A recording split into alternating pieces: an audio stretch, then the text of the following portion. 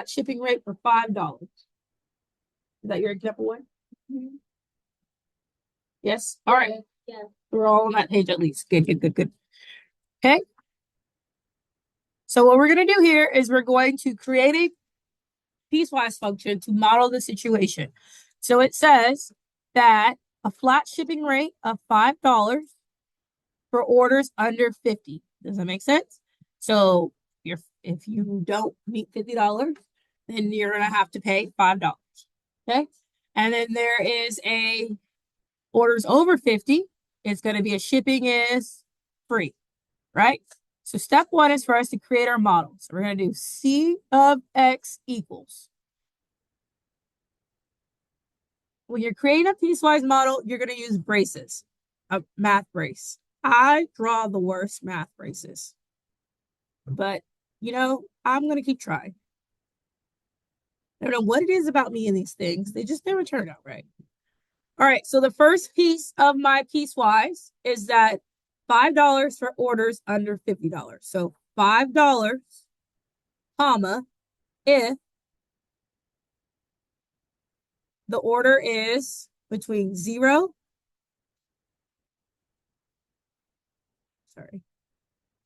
not equal to, because it's under 50, and $50. Does that make sense? No.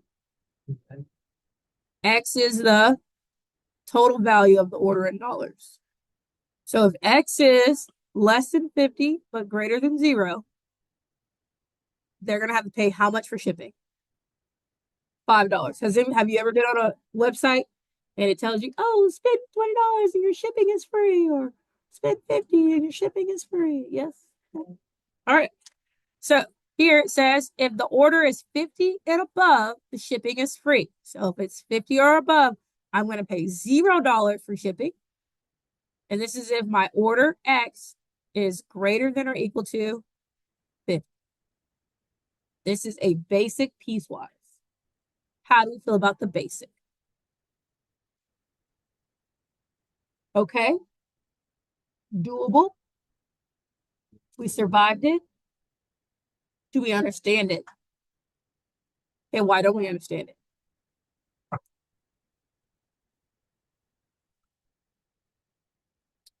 No reason? All right. So if we did the cost of 40, so if I'm online shopping and I spend $40, how much is my shipping going to cost? My shipping is going to cost what? $5, because did I meet their minimum? No. But if I'm online shopping and I spend $100, what is this called? 0, because I went above their minimum, right? All right, so that's our basic piecewise. Now, the one that you're going to do is actually your example number 5. Should be your example number 2, but the way I put it in the order I put it in, I really messed up, okay? But it should be your example number 2. So your example number 5 is going to be your example number 2 that you're going to try at your table, okay? So you guys are looking at a company charges different shipping rates based on the total weight of a package. If the package weighs less than or equal to 2 kilograms, the shipping cost is $10. If the package weighs more than 2 kilograms, but less than or equal to 5 kilograms, the cost is $15. And if the package weighs more than 5 kilograms, the shipping cost is $20. Okay. Part 1 wants us to define the shipping cost, C of W, as a piecewise function. So at your table, you're going to come up with a piecewise function to model this situation. Okay, so thinking about what we did on example 1, how does that roll over to example number 2? Go. C of W equals, okay, brace is fine. If I'm $10, notice I'm putting 0. Why am I putting 0? Can you be smaller? Can you be a negative weight? No. So I want to let you know that we're going to be only a positive weight. It's W. Weight is W. So if my weight is between 0 and 2 kilograms, I'm going to have to pay $10, correct? Is that what it says? If your weight is more than 2, but less than or equal to 5, it's going to be 15. So we have 15. If it's more than 2, but less than or equal to 5. Like it literally is telling us what to write.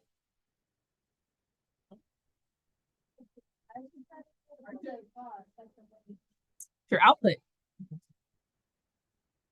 Okay. And then 20. So I'm going to pay 20 if my weight is greater than 5. Yes. So now when it asks me to evaluate, it says, what would be the cost if I weighed 1.5 kilograms? What would be the cost? $10.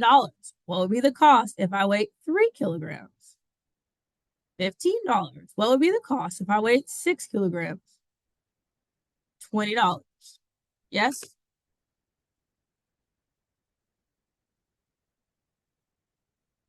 Okay. How do we feel? Again, these are our basic ones. So before we move on to little more challenging ones, I want to make sure we are okay with the basic.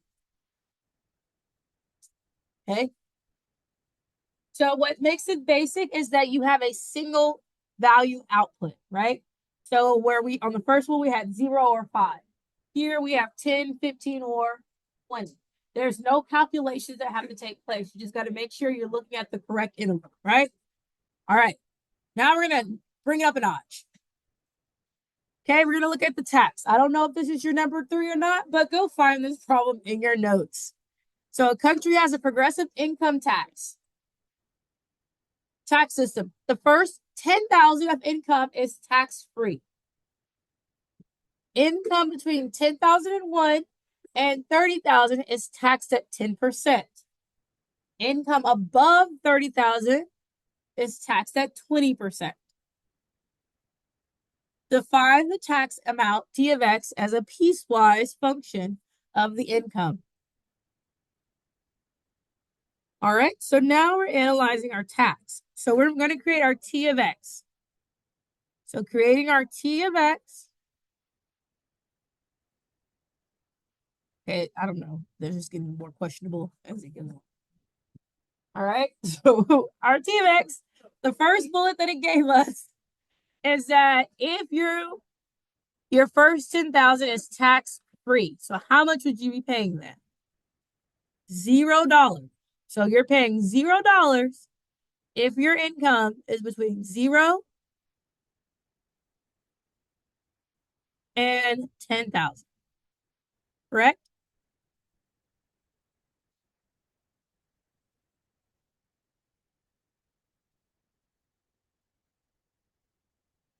All right. However, you will be paying 10% of what you have. So you would be paying 10% if your income is between 10,000 and 30,000. Okay? But your first 10,000 is tax-free. So we have to take that into account. So 10% means you're multiplying by 0.10. Agreed? Because that's what 10% is. 0.10 for 10%. We move our decimal place 2 units to the left, right?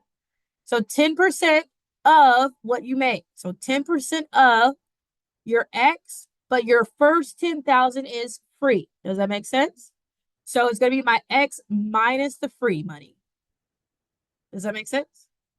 Because otherwise, would you be getting your discount off of your 10,000? No. And this is if you make more than 10,000, but less than or equal to 30,000.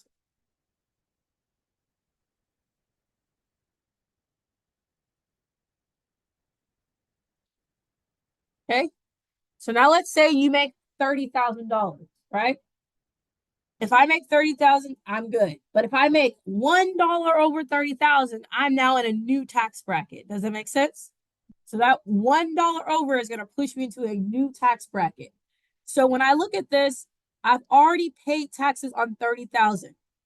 So to go on to the next one, what will I have already paid for 30,000? So we're going to figure out what am I going to pay for 30,000? How do I figure out what I'm paying for 30,000? I'm going to plug 30,000 in for X, right? What is 30,000 minus 10,000? Because I'm trying to figure out what I'm going to owe if I go over 30,000.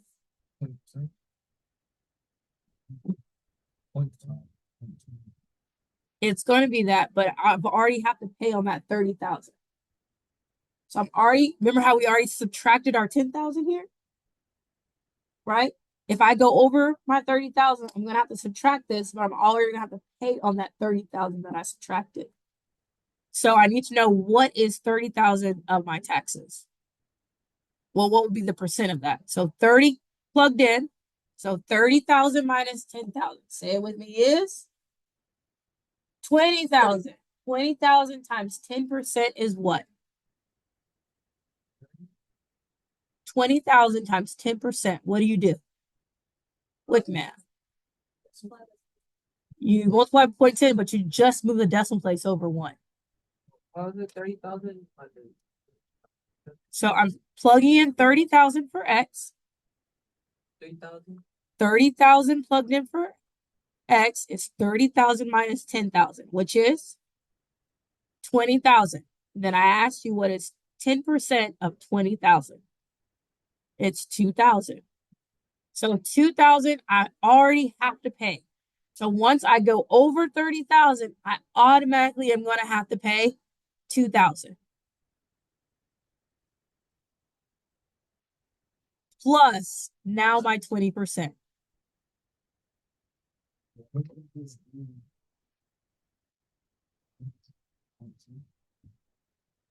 Yeah, we did. But the 2,000, once we go over the 30,000, we have to pay automatically 2,000. Huh?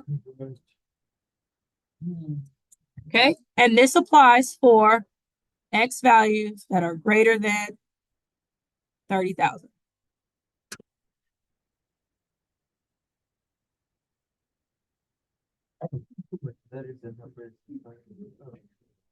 Okay. Ask me questions. Which part? So line 1. Are we good with 0? Because the first thing it says, the first 10,000 of your money, of your income is tax free. So your first 10,000. So if you make only 10,000 or less, you're going to pay how much in taxes? 0. Then it says your income between 10,001 and 30,000 is going to be taxed at 10%. Well, I didn't write 0 plus because there's the point of me writing 0 plus. No, but I know that what's now is whatever I have left after I subtract 10,000, I'm going to be taxed at 10%. Yes? Okay? Now, this last is up to $30,000. If I make more than $30,000, I'm going to be paying taxes over $30,000, but what's over $30,000, I have to now pay another tax rate on it. Yes? So, 30,000 plugged in, that tax, the max rate of tax is 2,000. So here we would have added 0, but I'm not adding 0, but here I've got to add the 2,000. So 2,000 plus 20% of whatever I have over 30,000 is what I am paying in taxes. So now it asks to evaluate at 8,000. How much would I be paying? So at T of 8,000, how much would we pay? $0. Agree? At T of 25,000, how much would we pay? We would be paying 10%. So we have 0.1 times 25,000 minus 10,000, which equals 0.1, because we're plugging it into the second equation. Because where does 25,000 fall? In between 10,000 and 30,000. Agree? So when we plug it in, we get 15,000. What is 10% of 15,000? Just move the decimal place once and we get what? 1,500. So if you make 25,000 that year in this country, then you would owe this government $1,500 in taxes. Okay, 50,000. So if you make T of 50,000, which interval are you using? The 20%. You're using the last one. So the formula is 2,000 plus 0.2 times 50,000 minus 30,000.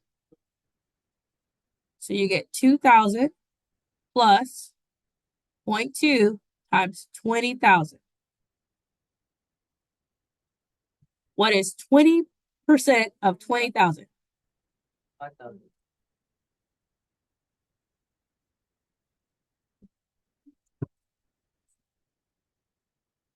40,000.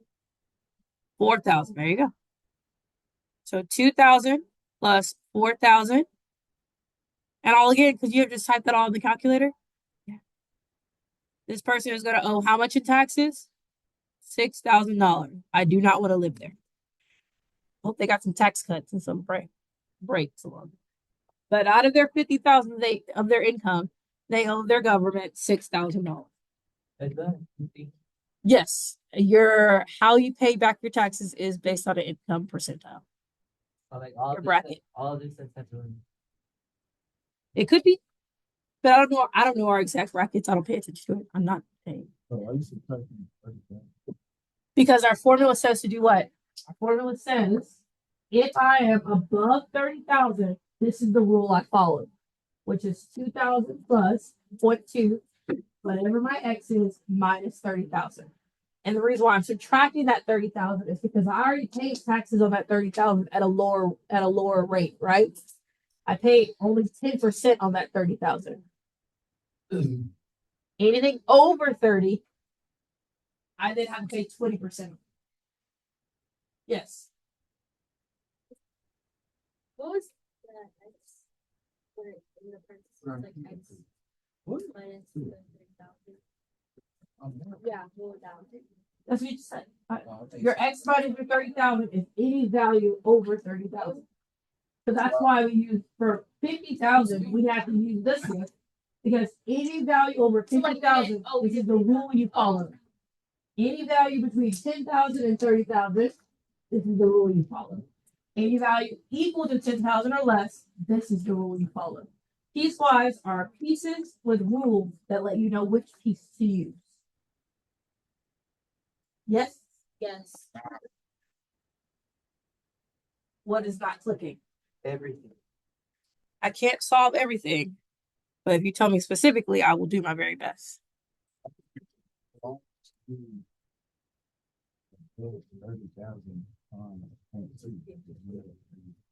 Because you are still already your first 30,000, you're paying a smaller amount on. You already paid that 2,000 on.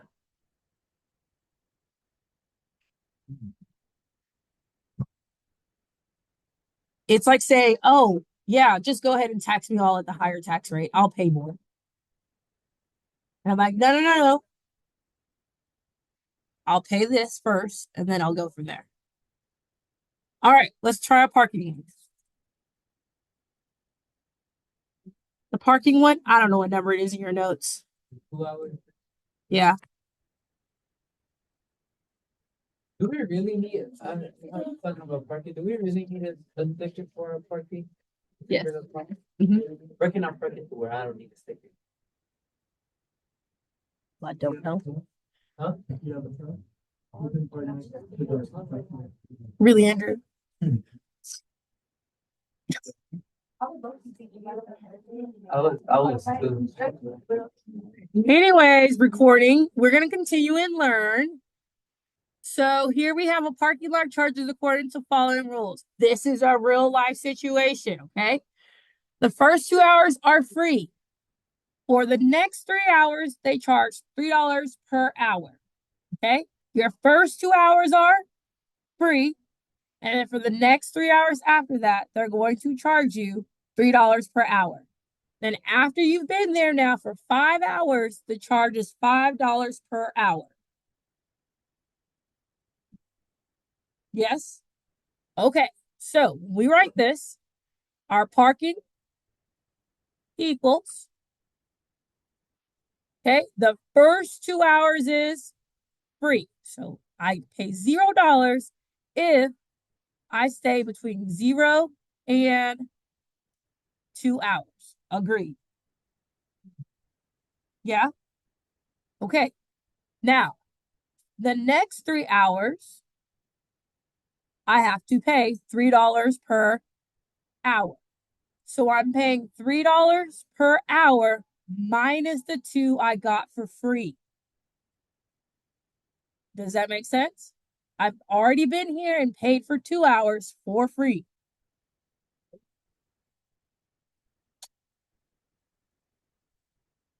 So when I'm greater than 2, but less than or equal to 5, that's the interval I'm on. Yes? Because 2 plus 3 is 5. So now I've been in this parking spot for a total of 5 hours. Yes? After 5 hours, the charge is $5 per hour. Okay? After 5 hours, the charge is $5 per hour. However, I've already paid for part of my time there, right? I've already paid up to 5. So what is the value up to 5? If I plug 5 in for H, what is that value? 5 minus 2 is 3. 3 times 3 is 9. So I've already paid for my first 5. So it'll be 9 plus. Now I'm going to be charged a higher rate for the remaining time. 5 plugged in for H. 5 minus 2 is 3. 3 times 3 is 9. Yes. So in my 5th hour, they're saying this is what you have to pay. And if you stay any longer, this is what you'll also have to pay. So either leave or pay $5 an hour minus the 5 you already just paid for. So you got 9, says you subtracted 5 minus 2 because that's how many hours you spent there already. Yes. Times 3, which is in the parentheses, right? Because that's how much that price per hour is.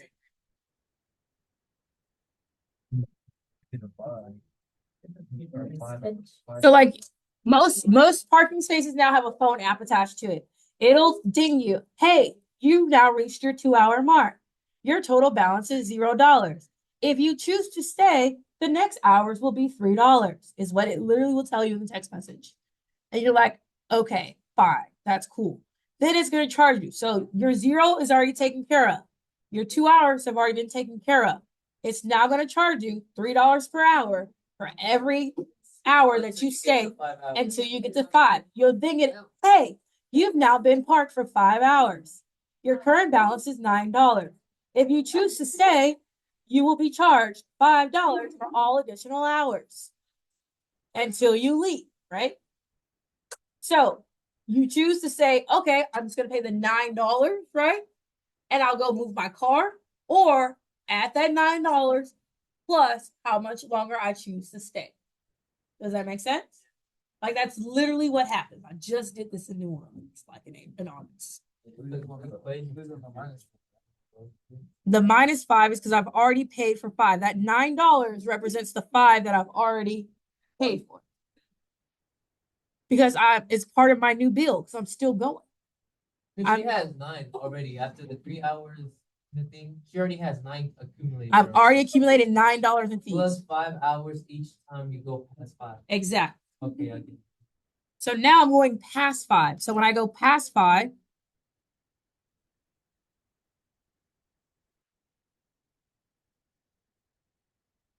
H is greater than 5. Okay. Now we've gone past the 5, so we're here longer. All right. These are our rules.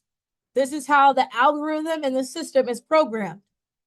License plate, blah, blah, blah, blah, has now been parked for 2 hours. And they'll send you a message showing you this. Oh, okay, I get it now. So you'll get a message if I got a message at P not a P. At P of 1, what would that message tell me is my balance? $0. Thank you for parking with us today. You owe $0. Why? Because I only stayed for 1 hour, right? Yes? All right. So now, P of 4. After I'm getting ready to leave and go to the little thing and pay my ticket, is going to say, thank you for parking with us today. Your balance is 6. Why is it 6? It's $3 every hour after 2, right? So that gives me 3 times 2, which is 6. It'll say, thank you. Hey, please pay $6 as you exit. Then it won't let you move your car most times. Or if you put your license plates in, then it'll see your ticket in the bill.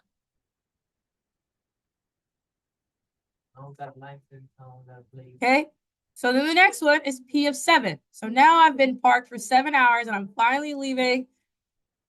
Long day at the mall. I don't know what I was doing for 7 hours, but long day took place. Which interval am I using now? The last one, because it's over 5 hours, right? So now we have 9 plus 5 times 7 minus 5. So we have 9 plus 5 times 2. And what's 10 plus 9? 19. So I'll get a text that says, you've been parked for 7 hours. Your balance due upon exit is $19. That's actually pretty cheap parking, in all honesty. In all honesty, it's pretty cheap parking. Okay? Do we see where the real world sense is coming to play along with the math sense? It's going to require you to grow your common sense. All right? Wait, hold on. We add the two. We multiply. 5 times 2 is 10 because those are the 2 hours that I went over. And I have to pay $5 for those 2 hours. And I already got the alert that said I had to pay the $9. 9 plus 5. PIMDOS.